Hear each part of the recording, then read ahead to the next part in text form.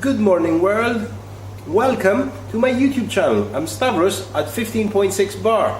Now I'm sorry, it's taken a few days for me to upload this latest video, but the weather has been quite crappy out there and I really didn't want to film inside. So we're gonna go outside and go over our next video. Follow me.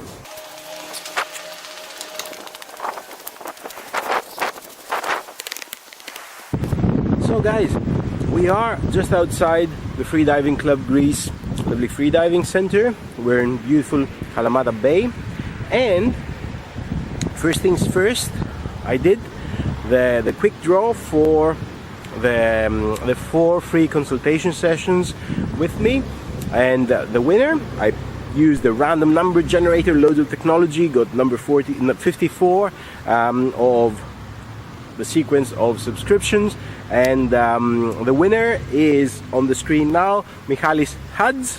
So please drop me a message, drop me a comment on this YouTube video, and we'll get in touch and arrange your free consultation sessions. Now, this video, what are we going to talk about? Well, when we have people coming in for training, one thing that I often find is that they have some set training ideas, but there's a few key ingredients that they're missing out. Okay, so they arrange their training schedule through the year, and some mistakes are in there which are actually making them waste quite a lot of their time for minimum results. One thing I've found in my training is I prefer if I get the maximum result for the time of spent training. Okay, so for example, if you want to be doing resistance training, which is the next topic we're going to discuss, is it best if, for example, you prefer doing body weight exercises, or if you go to the gym? Well, definitely going to the gym. You're going to be able to use better equipment, target your muscle groups better, so choose the most efficient way. A key segment to do that is actually your aerobic training and your high intensity training. With aerobic training, especially when I was starting out with my freediving, there was a lot of talk of what was the best aerobic training you could do. Okay, and you had people going over like, oh, you know, cycling is great, or swimming. Well, I've done everything. I've tried running, cycling, swimming. Swimming is great for freediving because it also gives you this feel of how you move in the water properly, so you learn to be more efficient, your movement is more efficient in the water. But it has 2 drawbacks. One, you have to be a really good swimmer to begin with, well, at least a really decent swimmer to begin with, in order for your training to be effective. Okay, if you can't swim really well, then your training is not going to be effective. The other thing is, if you compare minutes of training, okay, if you do, for example, running compared to swimming, I would say 1 minute of running, you get the same effect in 2 minutes of swimming. Okay, and my other favorite, cycling, is actually even worse. I would say you need at least like 3 minutes of cycling for every minute of running you're doing. So my typical workout now would be something like 45 minutes of running. Okay, where if I wanted to do the same in cycling, I'd literally have to spend 2.5 hours cycling. So nowadays my choice of how to train is also dictated by the most efficient method. Okay, getting the best result for the time of spent.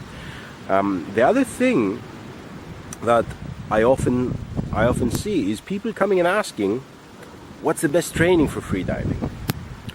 Like, should I be doing dynamics? Should I be doing a lot of swimming?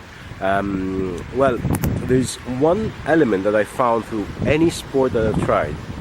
The best sort of training is the training you actually enjoy doing. Okay?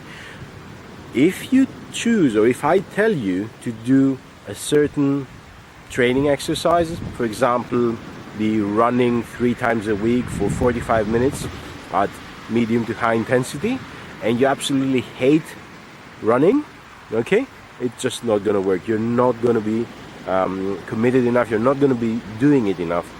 for it to work. So what I've found, especially through the years of training, is you have to enjoy the training itself.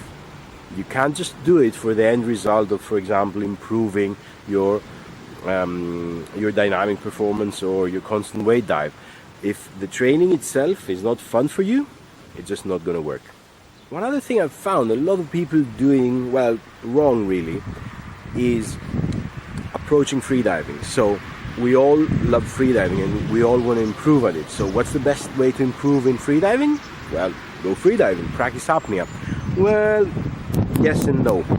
Okay, you definitely need to practice a lot, but there is one issue with breath hold training, that because it is quite intense for the system, okay, if you're talking about swimming, it's all anaerobic, so it's quite intense for the muscles, but it's also quite a big shock holding your breath and getting to low oxygen levels. It's quite a big shock for central nervous system, just for your whole body.